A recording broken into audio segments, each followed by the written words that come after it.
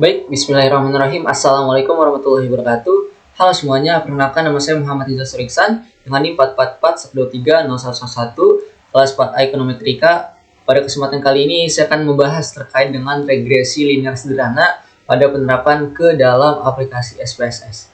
Oke, di sini saya sudah siapkan contoh kasus regresi linear sederhananya, di mana seorang mahasiswa akan meneliti apakah terdapat pengaruh kualitas produk terhadap keputusan pembelian pada suatu toko roti ABC. Untuk kepentingan penelitian diambil 12 responden.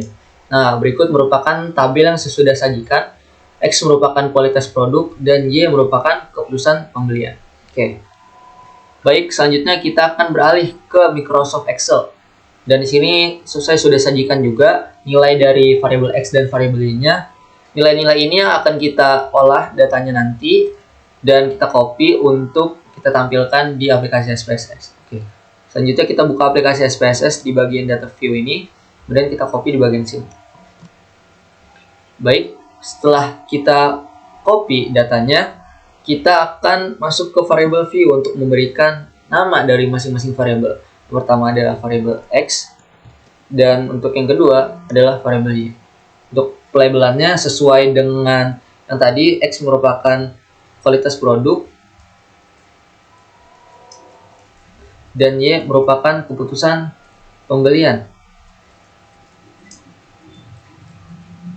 Oke, selanjutnya ketika label sudah kita beri nama dari masing-masing variabel ini, kemudian kita masuk ke bagian measure. Kita ubah ke dalam menu scale, dan ini juga menu scale. Pastikan nilai desimalnya kita 0 dan nilai desimalnya juga 0, seperti itu. Nah, ketika sudah ke dalam tampilan seperti ini, kita kembali ke data view. Karena sudah kita berikan label tadi, X merupakan variabel yang sebelah kiri dan Y merupakan variabel yang sebelah kanan. Selanjutnya kita akan melakukan analisis regresi linear sederhana. Pergi ke menu Analyze. Kita pergi ke menu Analyze, kemudian pilih Regression dan pilih menu Linear. Oke, seperti yang saya sudah jelaskan bahwa X merupakan kualitas produk, yang dimana X ini merupakan nilai dari independen, maka kita akan input ke dalam nilai independen, dan untuk keputusan pembelian atau Y kita masuk input ke dalam dependen. Terlebih dahulu kita input yang variabel Y, dan selanjutnya kita input variabel X. Ketika sudah seperti ini, kita masuk ke tahap selanjutnya, kita masuk ke menu statistik. Nah, pada menu statistik ini kita harus aktifkan 3 model, yang dimana yang pertama model fit kita aktifkan, kemudian estimate kita aktifkan, selanjutnya yang ketiga ada Durbin-Watson kita aktifkan juga. Jadi kita continue. Selanjutnya ketika sudah di halaman statistik ini, masuk ke menu plot. Nah, pada menu plot ini kita input nilai dari S-receipt ke dalam kolom Y, dan untuk Z-rate-nya kita masuk ke kolom X. Nah, ketika sudah seperti ini, selanjutnya kita akan aktifkan juga nilai dari normal probability plot. Kita aktifkan di kolom ini. Ketika sudah dicentang, kita klik continue. Oke, ketika sudah seperti ini, maka kita langsung klik OK. Oke, di sini merupakan hasil olah datanya, nanti akan ditampilkan dalam beberapa tabel. Oke, kita tunggu. Oke, di sini sudah tampil hasil dari regresinya, di mana ada tabel variable enter remove, kemudian ada tabel model summary, kemudian selanjutnya ada tabel ANOVA, selanjutnya dari tabel ANOVA ada tabel koefisien, dan selanjutnya ada residual statistik. Kemudian di sini juga ada chart dari normal p-plot, kemudian ada diagram dari scatter plot, seperti itu. Oke, langsung saja kita melakukan interpretasinya, di mana di sini ada tabel yang pertama atau variable enter removed. Artinya ini merupakan variabel kualitas produk. Untuk variabel removed ini tidak ada yang tertulis, maka variabel independen atau kualitas produk tidak ada variabel yang dikeluarkan sehingga dapat dianalisis, seperti itu. Selanjutnya yang kedua ada tabel model summary, di mana ada nilai dari R, R square, adjusted R square, standard error estimate, dan Durbin-Watson. Nah, untuk interpretasi pada bagian R, ini yang dimana hubungan korelasi antara variabel X dan variabel Y. Nilai ini menunjukkan 0,138. artinya berkorelasi positif. antara variabel X terhadap variabel Y. Karena nilai 0,138 ini berkorelasi positif namun sangat lemah, artinya variabel dependen atau keputusan pembelian dan variabel independen atau kualitas produk. Oke, yang kedua ada R-square, di mana di sini kita dapati nilainya 0,019 atau ketika kita ubah menjadi persen 1,9%. Artinya variasi kualitas dari produk dijelaskan oleh keputusan pembelian. Dan untuk sisanya dijelaskan di variabel lain atau nanti kita akan menemukan tabel dari residual statistik. Nah, itu merupakan sisanya dari analisis yang tidak diteliti pada case sekarang seperti itu.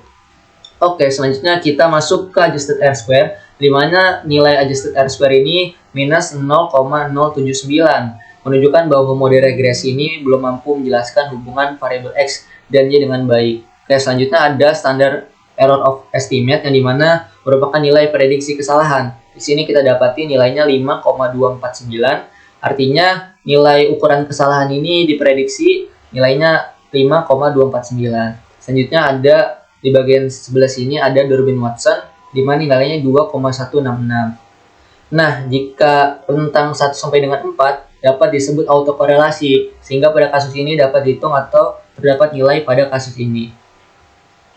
Oke, selanjutnya kita beralih ke menu ANOVA. Nah, pada tabel ANOVA ini ada beberapa sub juga yang akan kita bahas. Yang pertama ada sum of square, kemudian nilai DF, mean square, FC, F, nilai F tabel, dan F hitung, dan untuk nilai signifikansi. Oke. Di sini ada regression sum of square yang dimana nilainya 5,382, artinya menunjukkan jumlah variasi output yang dapat dijelaskan dalam model regresi. Selanjutnya ada residual sums of square yang dimana nilainya 275,535, artinya menunjukkan variasi output yang tidak dapat dijelaskan dalam model ini. Selanjutnya nilai DF-nya itu 1 karena nilai ini merupakan nilai dari variabel independen. Oke, selanjutnya ada F hitung, di mana nilai F hitung yang nanti akan kita cari sama-sama ini ada nilainya 0,195. Ini merupakan nilai dari F hitung. Dan nilai F hitung ini nanti juga kita akan mencari nilai dari F tabel dan diperoleh nilai F tabelnya itu nanti adalah 1,79588 yang menunjukkan korelasi ataupun variabel independen ini tidak berpengaruh secara signifikan, secara simultan terhadap variabel dependen. Oke. Selanjutnya di tabel ANOVA ini juga ada nilai signifikansi. Nilai signifikansinya adalah 0,668 yang menunjukkan bahwa tidak terdapat pengaruh antara variabel independen terhadap variabel dependen secara signifikan karena nilai 0,668 merupakan nilai yang lebih besar dari 0,05 sehingga dapat diinterpretasikan tidak terdapat pengaruh yang signifikan seperti itu. Oke, selanjutnya kita beralih ke tabel koefisien, di mana ada nilai dari standar koefisien, nilai dari betanya, kemudian standar error, nilai hitung, dan nilai signifikansi. Oke, di sini kita akan bahas dari nilai standar error of estimate yang menunjukkan bahwa batasan nilai kesalahan sebesar 18,542.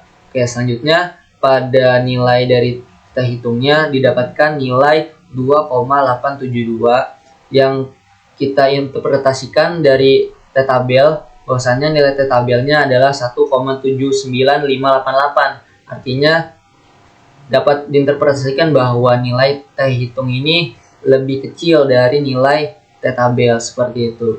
Oke, untuk signifikansinya di sini nilainya adalah 0,688. Dari 0,688 ini artinya lebih besar dari 0,05 sehingga dapat disimpulkan bahwa X tidak berpengaruh signifikan terhadap variabel Y seperti itu. Oke, selanjutnya di sini ada residual statistik yang dimana tadi sudah dihitung juga bahwa nilai residual statistik ini merupakan nilai dari variabel yang tidak diteliti. Bahwasanya nilai R-square tadi kan 1,9. Artinya nilai yang ada di residual statistik itu kurangnya adalah 98,1. Artinya variasi yang terdapat pada residual statistik ini.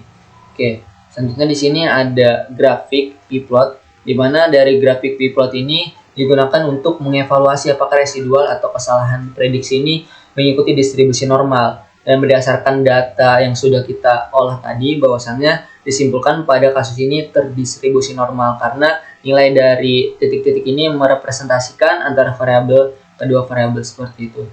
Oke, selanjutnya di tabel atau di grafik scatter plot, di mana nilai dari kualitas produk atau variabel X terhadap keputusan pembelian atau variabel Y ini merupakan hasil representasi data, dan disimpulkan bahwa hal ini mengidentifikasi semakin tinggi kualitas produk, maka semakin tinggi juga keputusan pembelian pada suatu toko roti ABC. Seperti itu.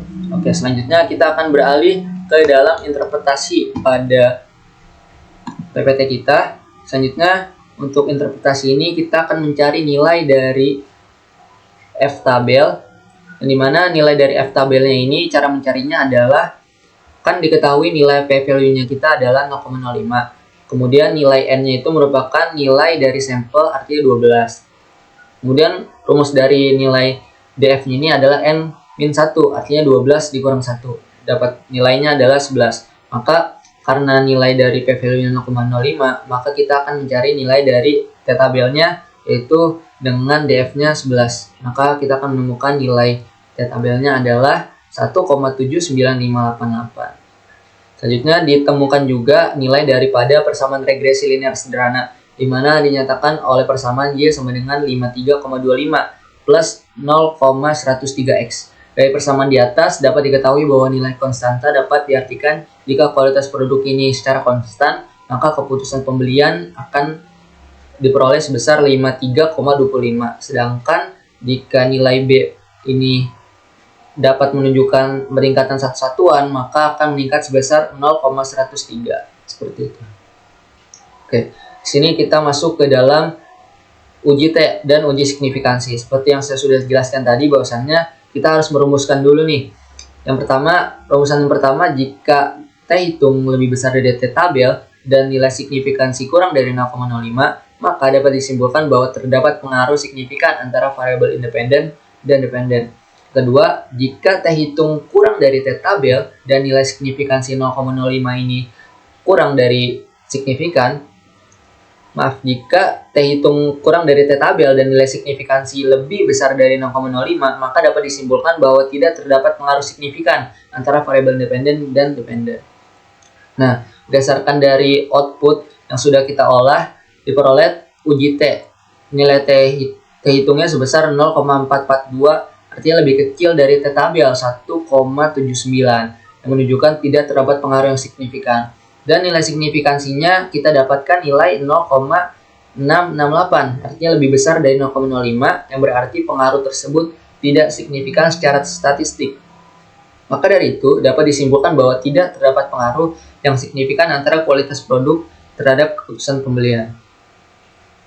Oke, barangkali yang dapat saya sampaikan dalam regresi linear sederhana ini. Saya ucapkan terima kasih atas perhatiannya. Kurang dan lebihnya mohon maaf. Wassalamualaikum warahmatullahi wabarakatuh.